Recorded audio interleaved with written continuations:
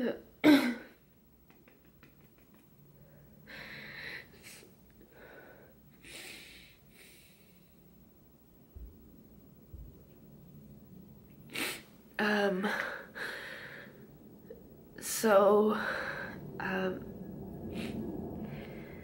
had to calm down for a second before I started this rant. So I'm in Vancouver. It's 2 a.m. here, and I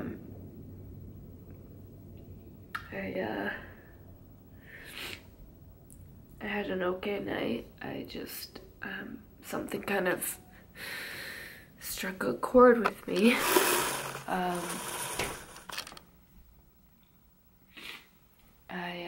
I went out, and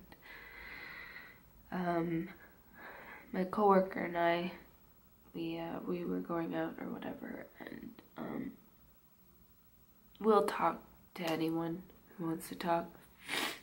So this guy has a business, essentially.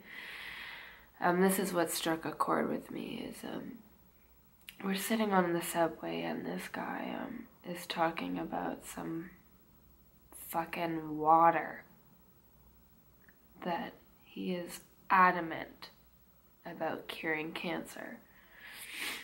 And you know, he's ignorant, and that's okay.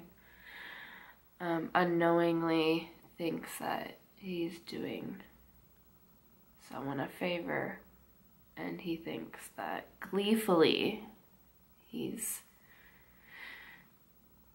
telling us this story that he thinks is gonna impact us. Like, he thinks he's changing lives, and really he's just upsetting me. He goes on, he starts his story with someone finding something.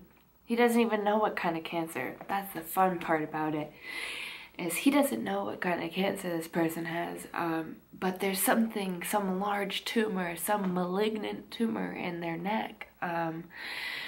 And I'm kind of getting a little annoyed at this point, and I'm going, is it a lymph node? And he goes, I don't know what it is, but they have a tumor here. I'm like, okay, that's probably a fucking lymph node. Anyways, little does this guy know that I'm a survivor. And he's going, oh, they had this tumor in their neck, and they were given 4 weeks to live. Whatever. And instead of doing chemo and all these drugs, they decided to go with our natural path, this holistic path. And let me, disclaimer, I'm gonna stop you here before you dislike this video. I have no problem with you wanting to do a holistic path. I have no problem with anyone wanting to fucking suck a frozen lemon and eat some kale. I have no problem with that. Do what you think is gonna be best for you.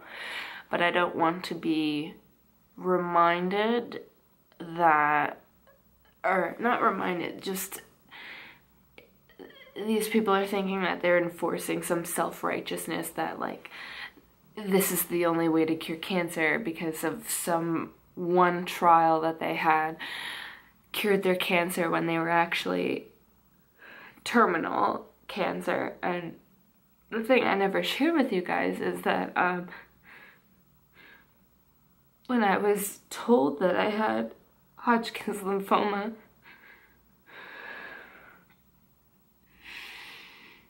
it was such a positive thing because they told me that they thought it was terminal. And that's whatever, everyone dies. But the thing is, to be told that you have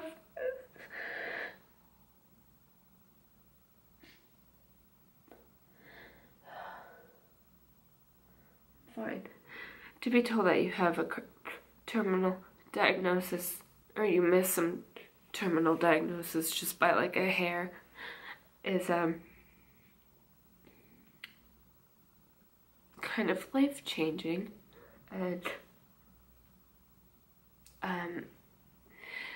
so going back to my story is that this guy thinks that by telling someone who is terminally ill with cancer that he doesn't know, which is, let's be honest, fucking Hodgkin's, to drink a gallon of water every day is gonna cure your cancer is honestly very fucking frustrating to hear. Not only does it diminish and minimize your choice of treatment,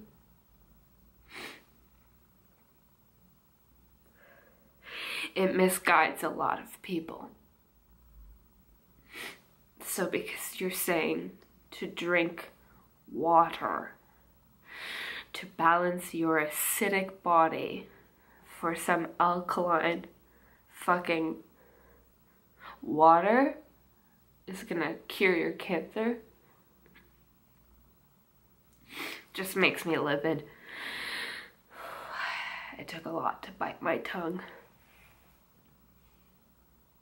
because I know a lot of you who have reached out to me who aren't necessarily doing as well as I did and are still really fighting and having a lot of treatments.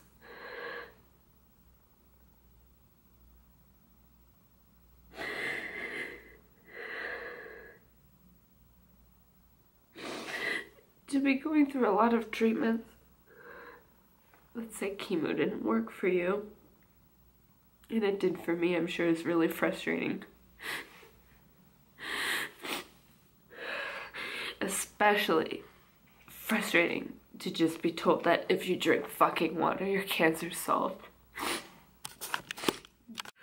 One more thing that was really annoying is that this guy who doesn't get it, and it's fine, and I know he means well, is that he's telling me this story as if like it's a way to make me be attracted to him. Some like pickup fucking line is that I helped cure cancer. Doesn't work for me, heads up. And the way he's talking about it is if he's helped cure this cancer that was maybe terminal, and he thinks that just because of, let's say it works, let's say his water cured cancer and he just helped cure this cancer. The thing he doesn't actually understand is that you are the most vulnerable at remission. So now that you've beat cancer, you have nothing to fight, and you have to be thrown back into normal living, and people don't understand that it's a lot harder than it seems. And I know that I make my life seem very easy, and I apologize if I come across as like you just wake up and it's this luxurious life. It's not. I work really hard to make sure that it seems enjoyable. That's not to say that I don't enjoy my life, but I do have to put a lot of effort towards it. And I just want to make that clear. Is I don't know if this is going to go up before my other video, but I just want to make sure that when you are in remission, when you're ready to travel, I do recommend that you travel with someone who's really going to take care of you, someone who's really going to make sure that you're okay, especially if you are doing ABVD chemo treatment, especially the bleomycin part, because that is toxicity to your lungs, and the altitude of planes can really take a toll on your lungs, especially when you're coming down. I find I get really winded, so I don't want to make this seem like I'm just having this luxurious life. So if you watch my vlogs, that's great. If you don't and you just follow me on Instagram, I'm really sorry if I come across as just like having this awesome life. But hopefully you can fake it till you make it, I guess. I don't know how to end this video. It's just like a very long, very fucking crazy video. I don't want to make it too long, and I don't want to seem too out there, but I guess it's going for 3 a.m. here, so I'm just gonna end it here. I'm fine. I just wanted to let you know what my experience was tonight, and you know, if you're ever triggered by some stupid ass story from someone, you can vent to me. Let me know. We can talk it out. So I don't want you to ever feel alone like I do right now. I'm, you know, in a foreign fucking province, and it's 3 in the morning and I'm by myself, but I know that if I really needed to, I'm sure I could reach out to some of you guys who do watch, so thank you for that.